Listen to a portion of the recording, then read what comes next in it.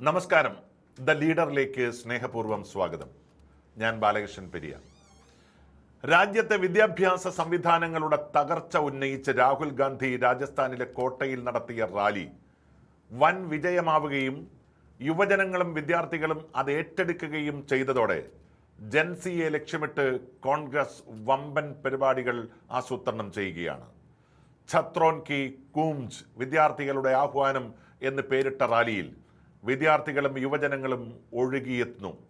സമാനമായ റാലികൾ മറ്റു പ്രദേശങ്ങളിലും സംഘടിപ്പിക്കാൻ ഒരുങ്ങുകയാണ് അഖിലേന്ത്യാ കോൺഗ്രസ് നേതൃത്വം.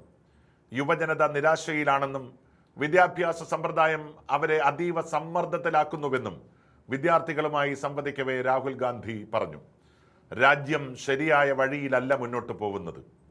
ഈ വേദി രാഷ്ട്രീയം പറയാനുള്ളതല്ല, വിദ്യാർത്ഥികൾ അഭിമുഖീകരിക്കുന്ന പ്രശ്നങ്ങൾ ചർച്ച ചെയ്യാനുള്ളതാണ്.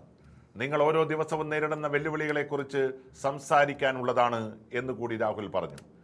ഇന്ത്യയിലെ ഏറ്റവും വലിയ കോച്ചിംഗ് കേന്ദ്രമാണ് രാജസ്ഥാനിലെ കോട്ട.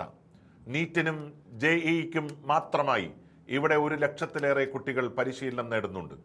ഓൾ ഇന്ത്യ എൻട്രൻസ് ആയ നീറ്റ് പരീക്ഷയ്ക്ക് തയ്യാറെടുക്കുന്ന 3 പെൺകുട്ടികളെയും 2 ആൺകുട്ടികളെയും വേദിയിലേക്ക് വിളിച്ച് അവരുടെ ആശങ്കകൾ രാഹുൽ ചോദിച്ചറിഞ്ഞു. അവരുടെ സ്വപ്നങ്ങളെയും ആശങ്കകളെയും കോച്ചിങ്ങിനായി അവർ ചെലവിടുന്ന തുകയെയും കുറിച്ച് കുട്ടികൾ സംസാരിച്ചു. വിദ്യാർത്ഥികളെ സ്വപ്നങ്ങളെയും പ്രതീക്ഷകളെയും പ്രോത്സാഹിപ്പിക്കുന്നതിൽ ഇന്നത്തെ വിദ്യാഭ്യാസ സമ്പ്രദായം പരാജയപ്പെട്ടുവെന്ന് സദസ്സിനെ രാഹുൽ ബോധ്യപ്പെടുത്തി. കുറച്ചു കാലം മുമ്പ് താൻ നടത്തിയ ജോഡോ യാത്രയെ രാഹുൽ അനുസ്മരിച്ചു.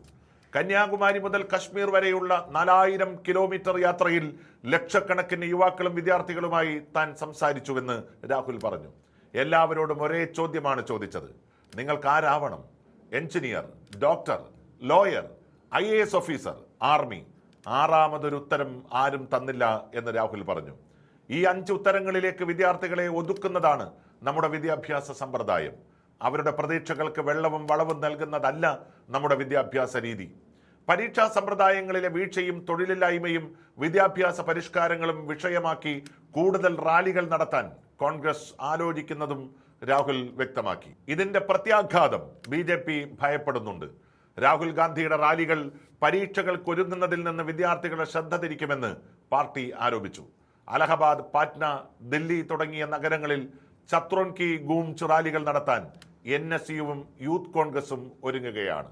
പഴയ സമര സംഘടനയായി കോൺഗ്രസിനും യൂത്ത് കോൺഗ്രസിനും NSUവിനും മാറാൻ സാധിച്ചാൽ ഇന്ത്യൻ രാഷ്ട്രീയത്തിൽ അതൊരു പുതിയ കൊടുങ്കാറ്റിനെ സൃഷ്ടിക്കും.